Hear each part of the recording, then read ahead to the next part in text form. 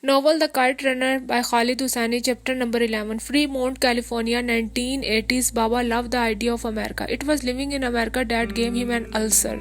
I remember the two of us walking through a Lake Elizabeth Park in Fremont, a few streets down from our apartment, and watching boys at batting practice, little girls giggling on the swings in the playground. Baba would enlighten me with his politics during those walks with long-winded dissertations. There are only three real men in this world, Amir. He said he counted them off on his fingers. America, the brash saviors, Britons, and Israel. The rest of them he used to wave his hand and make a put sound. They are like gossiping old women. The bit about Israel used to draw the ire of Afghans in Fremont, who accused him of being pro-Jewish and de facto anti-Islam. Baba would meet them for tea and round cake at the park. At the park, drive them crazy with his politics. What they don't understand, he would tell me later, is that religion has nothing to do with it. In Baba's view, Israel was an island of real men in a sea of Arabs too busy getting fat off their oil to care for their own. Israel does this, Israel does that. Baba would say in a mock Arabic accent. Then do something about it. Take action, you are Arabs. Help the Palestinians then. He loathed Jimmy Carter, whom he called a big tooth cretin. In 1980, when we were still in Kabul, the US announced it would be boycotting the Olympic Games in Moscow. Wah wah, Baba exclaimed with disgust. Brezhnev is massacring Afghans, and all the peanut eater can say is, I won't come swim in your pool. Baba believed Carter had unwittingly done more for communism than Brezhnev. He is not fit to run this country. It's like putting a boy who can't ride a bike behind the wheel of a brand new Cadillac. What America and the world needed was a hard man, a man to reckon with, someone who took action instead of wringing his hands. That someone came in the form of Ronald Reagan.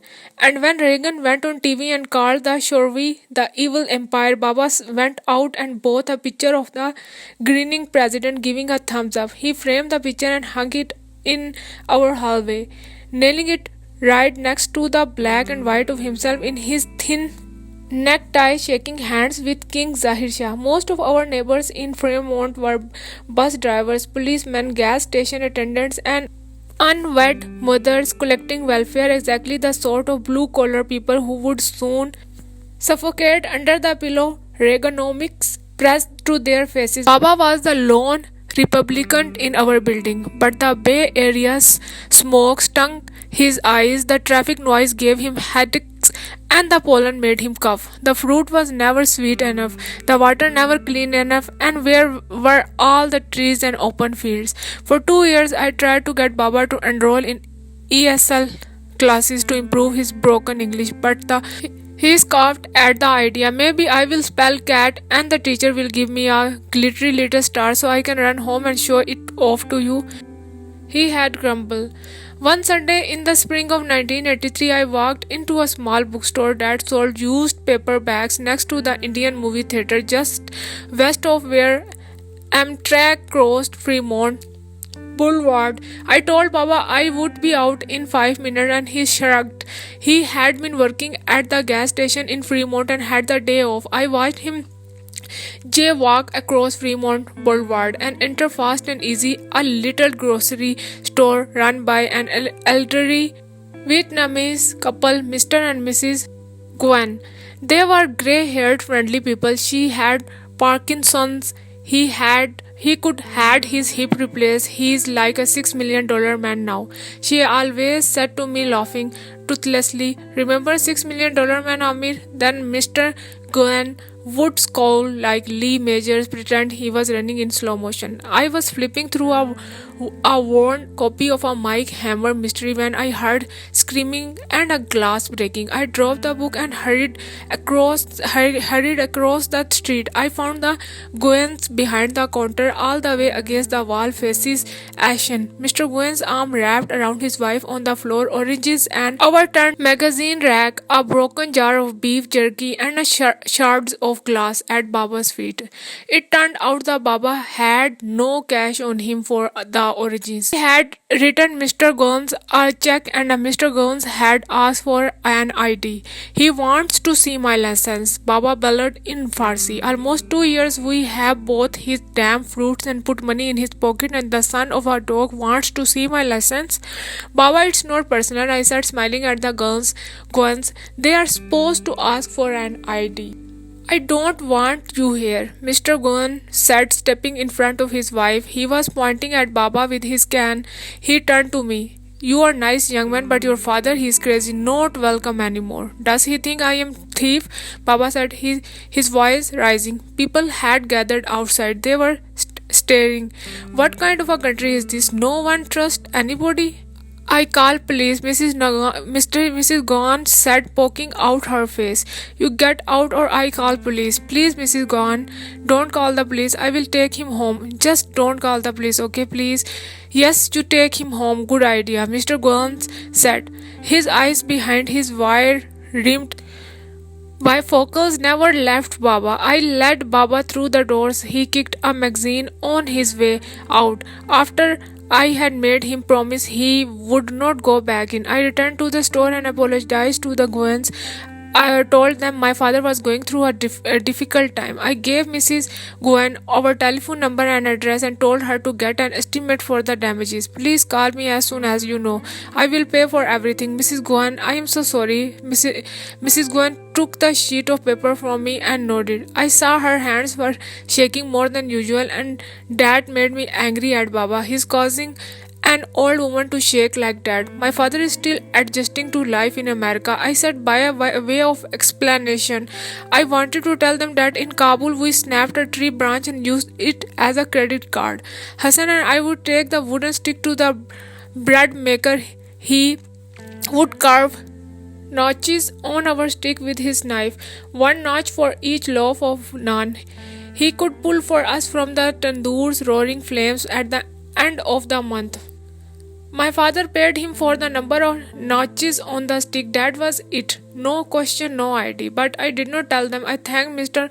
Goen for not calling the cops, took Baba home. He sulked and smoked on the balcony while I made rice with chicken next to a year and a half since we had stepped off the Boeing from the Peshawar, and the Baba was still adjusting. We ate in silence that night. After 2 bites, Baba pushed away his plate. I glanced at him across the table, his nails chipped and black with engine oil, his knuckles scraped, the smell of the gas station, dust, sweat, and gasoline on his clothes. Baba was like the widower whom remarries but can't let go of his dead wife. He missed the sugarcane field of Jalalabad and the gardens of Pagman. He missed people milling in and out of his house, missed walking down the bustling aisles of the show bazaar and greeting people who knew him and his father, knew his grandfather, people who shared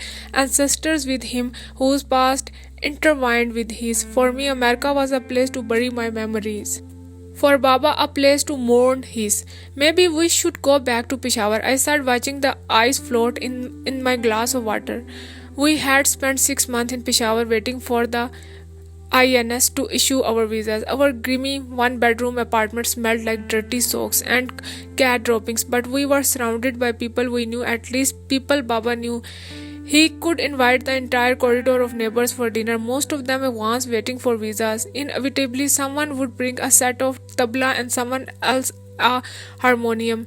Tea would brew, and whoever had a passing singing voice would sing until the sun rose. The mosquitoes stopped buzzing and clapping hands grew sore. You were happier there, Baba. It was more like home, I said. Peshawar was good for me, not good for you. You work so hard here. It's not so bad now, he said, meaning since he had become the day manager at the gas station. But I had seen the way he winced and rubbed his wrist on damp days, the way sweat erupted on his forehead as he reached for his bottle of antacids after meals. Besides, I did not bring us here for me, did I? I reached across the table and put my hand on his, my student hand clean and soft on his laborer's hand, grubby and calloused. I thought all of the trucks, trains, sets, and bikes he could had brought me in Kabul. Now America, one last gift for Amir.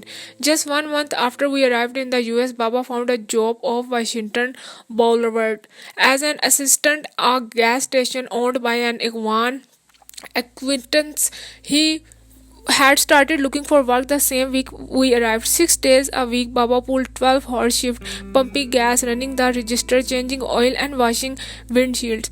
I could bring him lunch sometimes and find him looking for a pack of cigarettes on the shelves.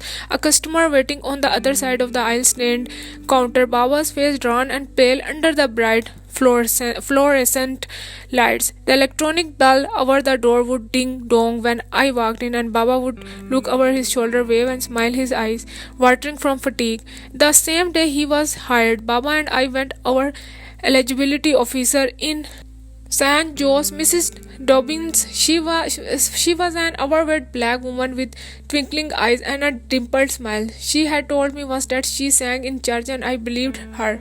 She had a voice that made me think of warm milk and honey. Baba dropped the stack of food stamps on her desk. Thank you, but I don't want, Baba said. I work always. In Afghanistan, I work. In America, I work.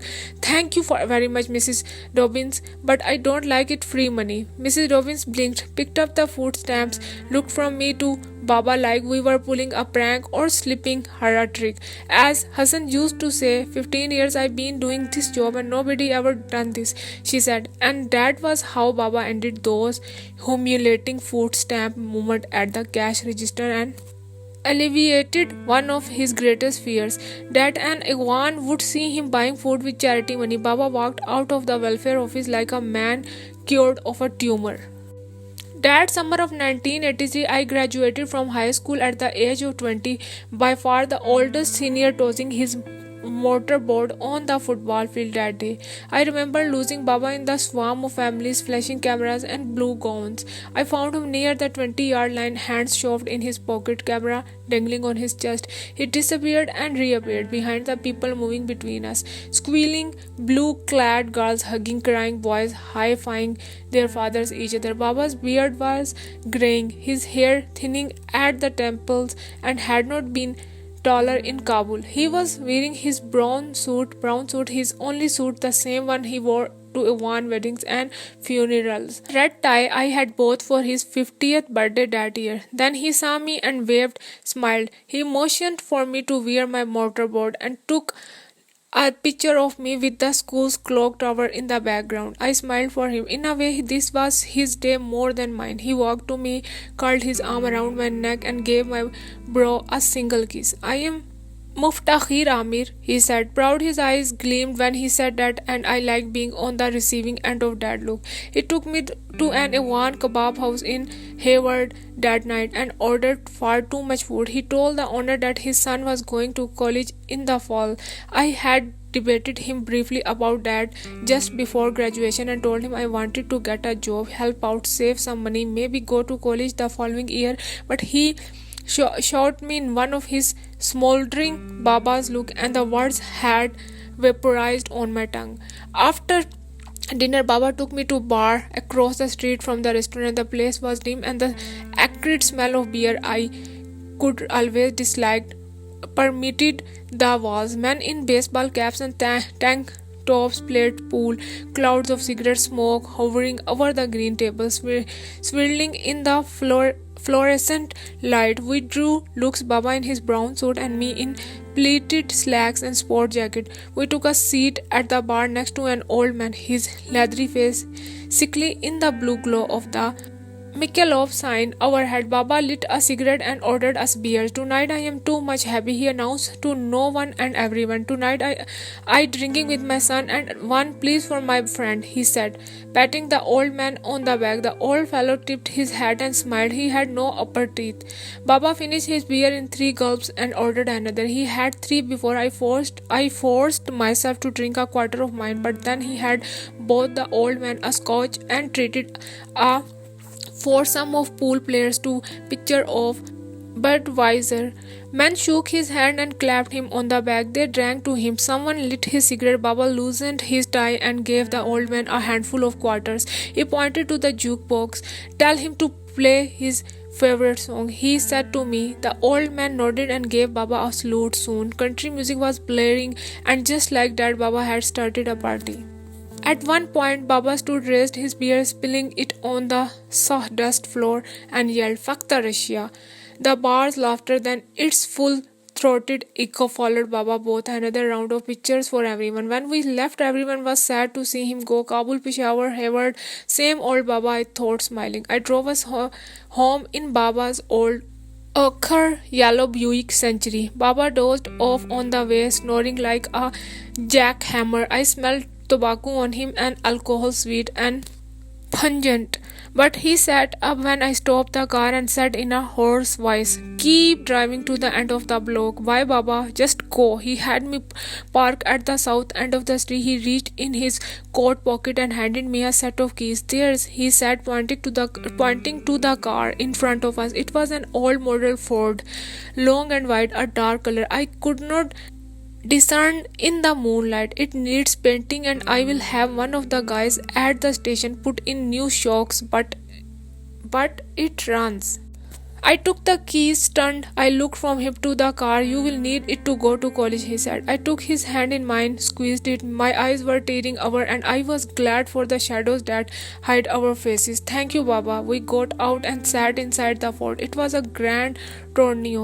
Navy blue, Baba said. I drove it around the block, testing the brakes, the radio, the turn signals. I parked it in the lot of our apartment building and shut off the engine. "Tashakkur, Baba Jan," I said. I wanted to say more, tell him how touched I was by his act of kindness, how much I appreciated all that he had done for me, all that he was still doing, but I knew I could embarrass him. "Tashakkur," I repeated instead. He smiled and leaned back against the headrest, his forehead almost touching the ceiling. We did not say anything, just sat in the dark, listened to the tink-tink of the engine cooling, the wail of siren in the distance. Then Baba rolled his head toward me. "I wish Hassan had been with us today," he said. A pair of steel hands closed around my windpipe at the sound of Hassan's name. I rolled down the window, waited for the steel hands to loosen their grip. I would enroll in junior college classes in the fall, I told Baba the day after graduation. He was drinking cold black tea and chewing cardamom seeds, his personal trusted antidote for hangover headache. "I think I will major in English," I said. I winced inside, waiting for his reply. "English? Creative writing?" He considered this. Sipped his tea. "Stories, you mean? You will make up stories." I looked down at my feet. They pay for that, making up stories. "If you are good," I said, "and if you get discovered." "How likely is Dad getting discovered?" "It happens," I said. He nodded. "And what will you do while you wait to get good and get discovered? How will you earn money? If you marry, how will you support your khanum?" I could not lift my eyes to meet his. "I will find a job." "Oh," he said. "Wah wah. So if I understand, you will study several years to earn a degree. Then you will get a chatty job like mine, one you could just as easily land today on the small chance that your degree might someday help you get discovered." He took deep breath and sipped his tea, grunted something about medical school, law school, and real work. My cheeks burned and guilt coursed through me. The guilt of indulging myself at the expense of his ulcer, his black fingernails, and aching wrist. But I would stand my ground. I decided I did not want to sacrifice for Baba anymore. The last time I had done that, I had damned myself.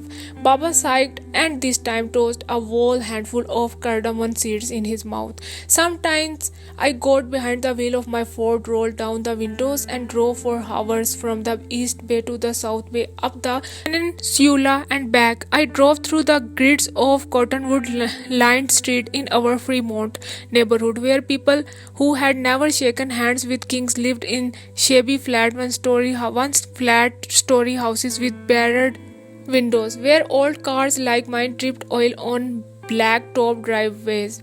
Pencil grey chain link fences closed off the backyards in our neighborhood. Toys, belt, tires, and beer bottles with peeling labels littered unkempt front lawns. I drove past three shaded parks that smelled like bark, past strip mall bigs enough to hold five simultaneous basketball tournaments. I drove the tornado up the hills of the Los Altos, idling past estates with the picture windows and silver lines guarding the wrought iron gates, homes with syrup fountains lining the manicured walkways, and no Ford Torinos in the driveways, homes that made Baba's house in Wazir Akbar Khan look like a servant's hut. I would get up early some Saturday mornings and drive south on Highway 17, push the Ford up the winding road through the mountains to Santa Cruz. I would park by the old lighthouse and wait for sunrise, sit in my car and watch the fog rolling in from the sea. In Afghanistan, I had only seen the ocean or the at the cinema sitting in the dark next to Hassan. I had always wondered if it was true what I could read that sea air smelled like salt. I used to tell Hassan that someday I would walk on a strip of seaweed strewn beach, sink our feet in the sand, and watch the water recede from our toes. The first time I saw the Pacific, I almost cried. It was as vast and blue as the oceans on the movie screens of my childhood. Sometimes in the early evening, I parked the car and walked up a freeway overpass, my face pressed against the fence. I could try to count the blinking red tail lights inching along, stretching as far as my eyes could be. BMW, Saabs, Porsches, cars I had never seen in Kabul, where most people drove Russian Volgas, old Opels, or Iranian Picans. Almost 2 years had passed since we had arrived in the US, and I was still marveling at the size of this country. Its vastness. Beyond every freeway lay another freeway. Beyond every city, another city. Hills beyond mountains, and mountains beyond hills, and beyond those, more cities and more people. Long before the Rusi army marched into Afghanistan, long before villages were burned and schools destroyed, long before mines were planted like seeds of death and children buried in rock-piled graves, Kabul had become a city of ghosts for me, a city of hair-lipped ghosts. America was different. America was a river roaring along unmindful of the past. I could wade into this river, let my sins down to the bottom, let the waters carry me someplace with no ghost, no memories, and no sins. If for nothing else, for that I embraced America. The following summer, the summer of 1984, the summer I turned 21, Baba sold his Buick and bought a dilapidated 71 Volkswagen bus for $550 from an old Afghan acquaintance who had been a high school science teacher in Kabul. The neighbors had turned the afternoon. The bus sputtered up the street and farted its way across our road. Baba killed the engine and let the bus roll silently into our designated spot. We sank in our seats, laughed until tears rolled down our cheeks, and more important, until we were sure the neighbors were not watching anymore. The bus was a sad carcass of rusted metal, shuttered windows replaced with black garbage bags, balding tires, and upholstery shredded down to the springs. But the old teacher had reassured Baba that the engine and transmission were sound, and no that account the man had not lied. On such a day, Baba woke me up at dawn. As he dressed, I scanned the classified in the local papers and circled the garage sale ads. We mapped our route: Fremont, Union City, Newark, and Hayward, first, then St. Joe's, Milpitas, Sunnyvale, and Campbell. If time permitted, Baba drove the bus, sipping hot tea from the thermos, and I navigated. We stopped at garbage sales and bought knickknacks that people no longer wanted. We haggled over old swing machines, one-eyed Barbie dolls, wooden tennis rackets, guitars with missing strings, and old Electrolux vacuum cleaners. By mid-afternoon, we had filled the back of the VW bus with used goods. Then early Sunday morning, we drove to the San Jose flea market of Barry Issa, rented a spot and sold the junk for a small profit. A Chicago record that we had bought for a quarter the day before might go for $1 or $4 for a set of five. Ramshackle single swing machine purchased for $10 might, after some bargaining, bring in $25. By that summer, Afghan families were working an entire section of the San Jose flea market. Afghan music played in the aisles of the used goods section. There was an unspoken code of behavior among Afghans at the flea market. You greeted the guy across the aisle, you invited him for a bite of potato bolani or a little kabli, and you chatted. You offered tasalli, condolences for the death of a parent, congratulated the birth of children, and shook your head mournfully when the conversation turned to the Afghanistan and the Rusis, which it inevitably did. But you avoided the topic of Saturday because it might turn out that the fellow across the aisle was the guy you would never nearly blindsided at the freeway exit yesterday in order to beat him to a promising garage sale. The only thing that flowed more than tea in those aisles was Afghan gossip. The flea market was where you sipped green tea with almond kulchas and learned whose daughter had broken off an engagement and run off with her American boyfriend, who used to be Parchami, a communist in Kabul, and who had bought a house with under-the-table money while still on welfare. Tea, politics, and scandal, the ingredients of an Afghan Sunday at the flea market.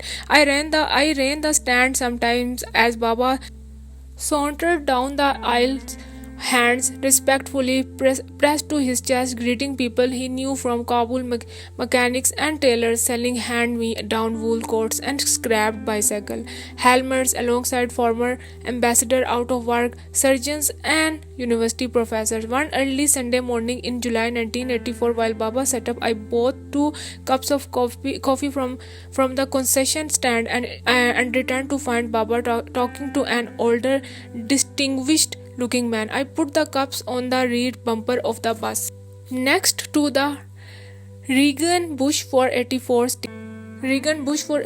stickers. Amir Baba said, motioning me over. This is General Sahib, Mr. Iqbal Tahiri. He was a decorated general in Kabul. He worked for the Ministry of Defense.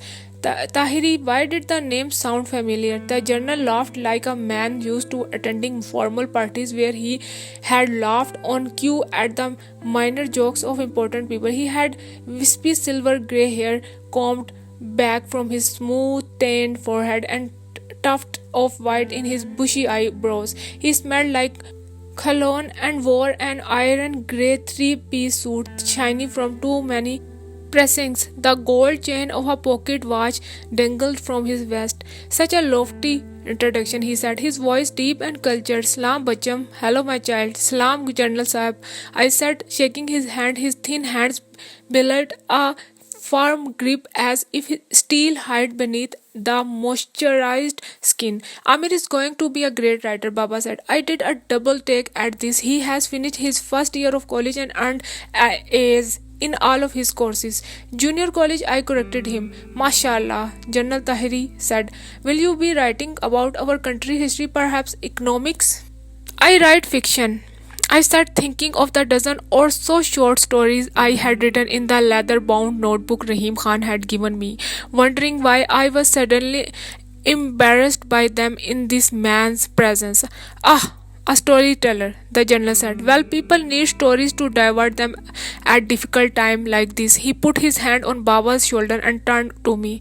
Speaking of stories, your father and I hunted peasant together one summer day in Jalalabad, he said. It was a marvelous time. If I recall correctly, your father's eye proved as keen in the hunt as it had in business. Baba kicked a wooden tennis racket on our tarpaulin spread with the toe of his boot. Some business.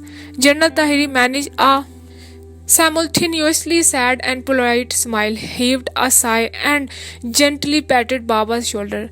Zindagi mixzara, he said. Life goes on. He turned his eyes to me. We once are prone to a considerable degree of exaggeration, Bacham, and I have heard many men foolishly labeled great, but your father has the distinction of belonging to the minority who truly deserves the label. This little speech sounded to me that way. His suit looked often used and unnaturally shiny. You are flattering me, Baba said. I am not, the general said, tilting his head sideways and pressing his hand to his chest to convey humility. Boys and girls must know the legacy of their fathers. He turned to me. Do you appreciate your father, Bacham? Do you really appreciate him, Baba General Sahib? I do, I said, wishing he could not call me my child. Then congratulations, you are already halfway to being a man, he said, with no trace of humor, no irony, the compliment of the casually arrogant. Padarjan, you forgot your tea. A young woman voice. She was behind us, a slim, hipped beauty with velvety coal black hair, an open thermos and styrofoam cup in her hand. I blinked, my heart quickening. She had thick black eyebrows that touched in the middle like the arched wings of a flying bird, and the gracefully hooked nose of a princess from a old Persia, maybe that of Tahmina Rustam's wife and Sorab's mother from the Shahnama. Her eyes, walnut brown and shaded by fanned lashes, met mine, held for a moment, flew away. You are so kind, my dear, General Tahiri said. He took the cup from her before she turned to go. I saw she had a brown sickle-shaped birthmark on the smooth skin just above her left jawline. She walked to the dull grey van 2 aisles away and put the thermos inside. Her hair spilled to one side when she kneeled amid boxes of old records and paperbacks. My daughter Suraya Jan, General Tahiri said. He took a deep breath like a man eager to change the subject and checked his gold pocket watch. Well, time to go and set up. He and Baba kissed on the cheek and he shook my hand with both of his. Best of luck with the writing, he said, looking me in the eye. His pale blue eyes revealed nothing of the thoughts behind them. For the rest of that day, I fought the urge to look toward the grey van. It came to me on our way home, Tahiri. I knew I had heard that name before. Wasn't there some story floating around about Tahiri's daughter? I said to Baba, trying to sound casual. You know me, Baba said, inching the bus along the queue exiting the flea market. Talks turned to gossip and I walk away. But there wasn't there? I said. Why do you ask? He was looking at me coyly. I shrugged and fought back a smile. Just curious, Baba. Really? Is that all? He said, his eyes playful, lingering on mine. Has she made an impression on you? I rolled my eyes. Please, Baba. He smiled and swung the bus out of the flea market. We headed for Highway 680. We drove in silence for a while. All I have heard is that there was a man once and things didn't go well. He said this gravely, like he had disclosed to me that she had breast cancer. I hear she's a decent girl, hardworking and kind, but no Khastigers, no suitors have knocked on the general's door since. Baba sighed. It may be unfair, but what happens in few days, sometimes even a single day, can change the course of whole lifetime, Amir, he said. Laying awake in bed that night, I thought of Suraya Tahiri's sickle-shaped birthmark, her gently hooked nose, and the way her luminous eyes had fleetingly held mine. My heart shuddered at the thought of her, Suraya Tahiri, my swab meat princess.